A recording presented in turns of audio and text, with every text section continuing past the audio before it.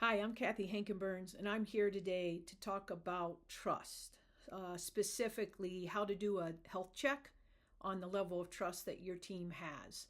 This comes from work that I have as a Jon Gordon Company Certified Speaker Trainer and Jon's work in his book, The Power of Positive Team. So let me start with a question today. I want you to think about your team and how healthy is the trust on your team right now. I'm not talking about how many meetings and projects you've got on the calendar or how talented your team is. We're talking about team trust, right? The healthiness of that level of trust. Because here's what I know from leading teams and coaching leaders and now teaching Jon's Power of a Positive Teamwork. It's that nobody creates trust alone. Nobody creates success alone. And it's true, right? Teams are doing great things. We have health teams that are serving patients. We have educator teams that are educating kids. Teams are building products. They're solving problems. But even the most talented team can get stuck when that trust starts to leak. And if we're honest, we know that that trust doesn't all just crash at once, right? It leaks out in those small stuff that happen in our team cultures. It's the ignored email. It's the meeting after the meeting. It's the I'm fine, but everybody knows we're certainly not fine here. Maybe it's that eye roll on Zoom, or the teammate who says one thing in the room and then another thing in the hallway. Is anybody else feeling a little seen right now? Well, that's why I want to give you this simple team health check. You could use it as a tool with your team. It's called Trust Builders and Trust Breakers.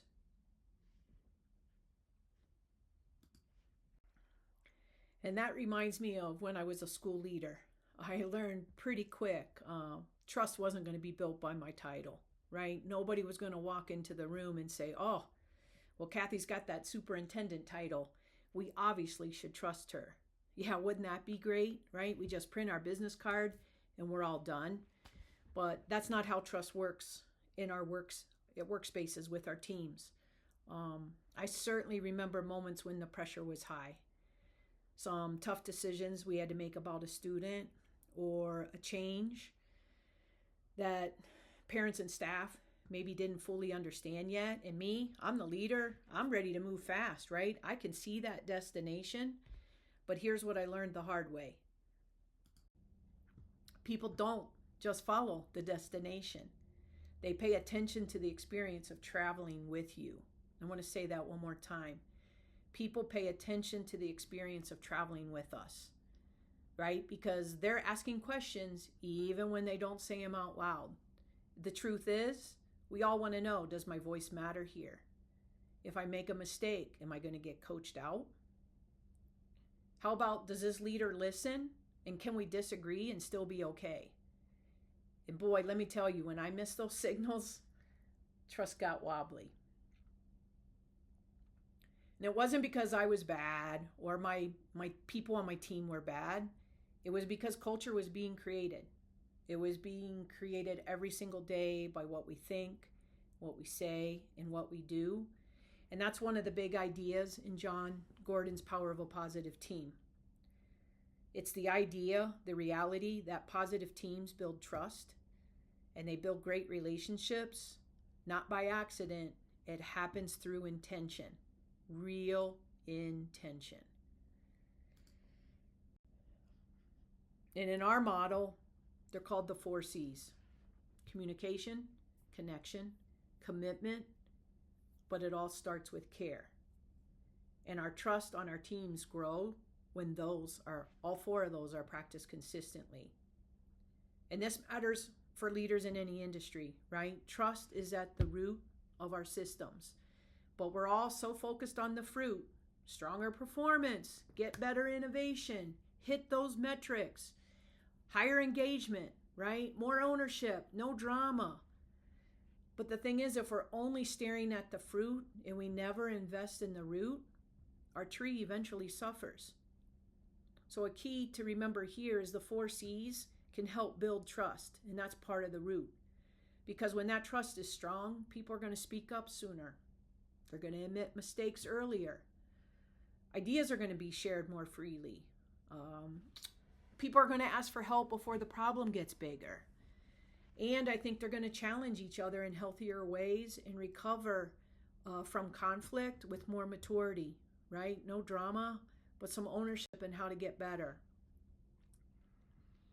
And this work is connected to psychological safety too. You may have heard of Google's Project Aristotle, a study that found that high-performing teams have psychological safety. It was the #1 factor.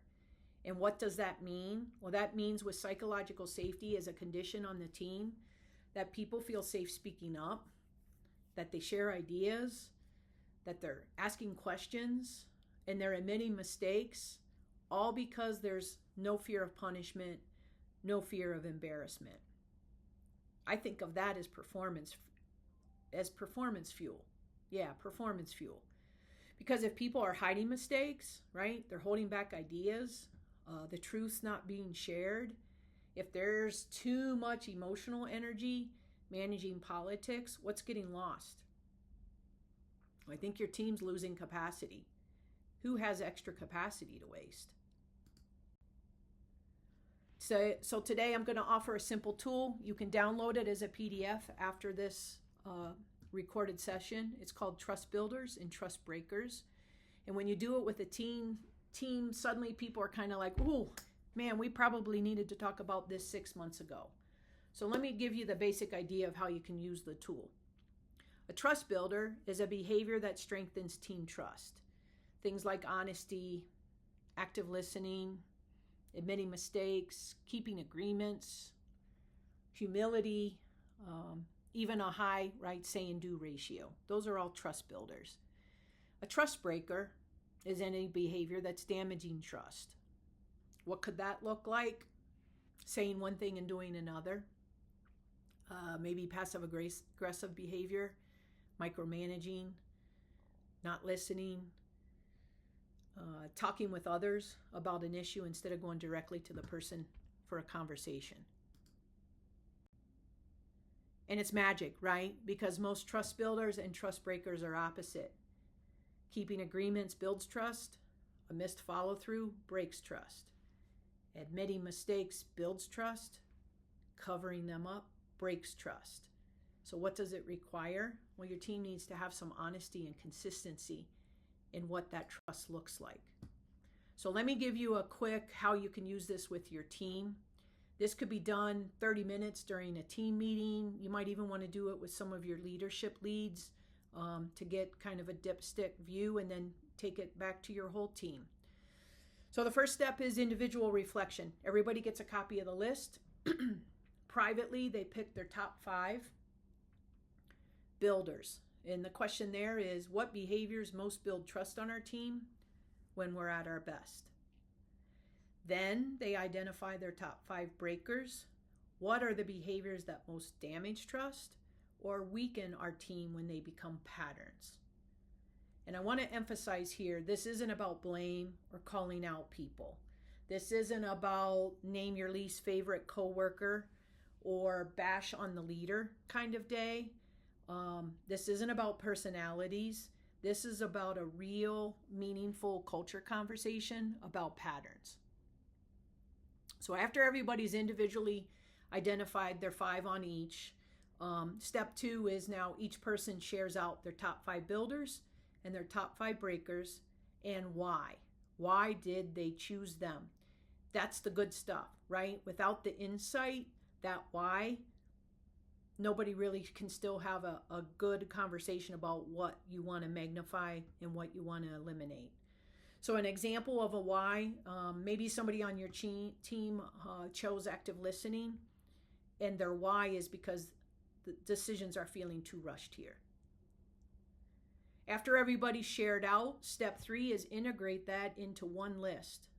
What do you want to magnify and what do you want to eliminate? And now you've got a list of what everybody on the team has chosen. What's important here is don't just laminate these and put them on a wall. I've lived in that life, right? We have this great, meaningful conversation. We get to the action planning. We put it on a poster. We laminate it. It goes in the lunchroom, in the copy room, and we call it a day. No, for this to be meaningful work, I think there's a couple things you need to do here. One is you guys got to name them. Two, you need to practice them as a team. You got to recognize them, right? When people are trying them, even when it's messy, make sure you're recognizing the attempt, and then let's just put it on repeat. Same thing with the breakers, right? Name the patterns. Maybe somebody on the team says a breaker is we need to stop saying yes. So the pattern is we're going to stop saying yes in the room and resisting in the hallway. Maybe we are here going to stop rushing past mistakes without learning from them. So whatever those things are that people are seeing are getting in the way of trust, naming the pattern. Then step 4, the last step is, as you've looked at the whole list, is as a team, pick one builder and one breaker. What do we want to eliminate first? And what do we want to magnify first? And it's just one of each. Don't overcomplicate this. One of each lets you have kind of a space that you can practice for the next 30 days, and you're going to commit to each one. That focus is going to create movement. It's simple, it's clear, and it's repeatable. So why do a team health check? Well, let me list a couple benefits here and see if this meets you where you are with your team. The first thing this tool can do is it can make the invisible visible. All of our teams have norms, right? Unfortunately, though, it's the unspoken ones that are usually running the show. The second thing this does is it gives your team language. We can feel trust. We feel it when we know it's there, but sometimes when trust is off, we can't name it. So using the tool gives your team members some language to be able to talk about the things that they want to amplify, magnify, and the things that they want to eliminate. Another benefit is the tool can create shared ownership. It's true, right? Leaders' trust matters. Leader has to go first. But it also engages your team, I think, in a collaborative conversation and an understanding that everybody here contributes to the trust. A fourth benefit, it gives you a healthier path to accountability, right? By naming trust builders, talking about trust breakers, accountability for how this team works here can feel maybe a little less like a personal attack. It can feel more like honoring the culture that we have agreed to create here. It's about not weaponizing. Remember, I said that earlier. You're not going to go around and weaponize and say, you're the problem. See, you're breaking the trust here. It's changing to a different conversation. It's being able to say, right, when there's a conflict around something, maybe it sounds more like, hey, we agreed that follow through was going to build trust here. Can we get back to that? Can you hear how that's a very different conversation? And then a fifth benefit, to be honest, it can protect your team before negativity grows. We know negativity sabotages, right? It eliminates a lot of the good things that could be happening among relationships. So doing a health check periodically throughout the year, it's a nice way to kind of check the engine while the team's still moving. You don't want to wait till trust is in the ditch, right? And trust has a flat tire. Check it while you're still in it and have some thoughtful conversations. So here's my encouragement for you. Bring your team together. Talk about it, right? Have some conversation about what builds trust here. What do we want to magnify? What should we eliminate? I think this works for any team that's looking to do meaningful work, and you want to do it with stronger trust. You want to do it with collaboration and commitment and communication, but more importantly with care, because it all starts with care. And I think it's going to give your team better energy. So if this is the kind of conversation your team needs, I would love to help. I offer workshops using the power of a positive team framework. It can help you and your team build trust, strengthen your relationships, create a more positive culture. My work has shown me that teams are built one conversation, right? One commitment, one trust-building behavior at a time. So I'm Dr. Cathy Henkenberns. I'm with Thought Design. I'd love to help your team rise above the noise.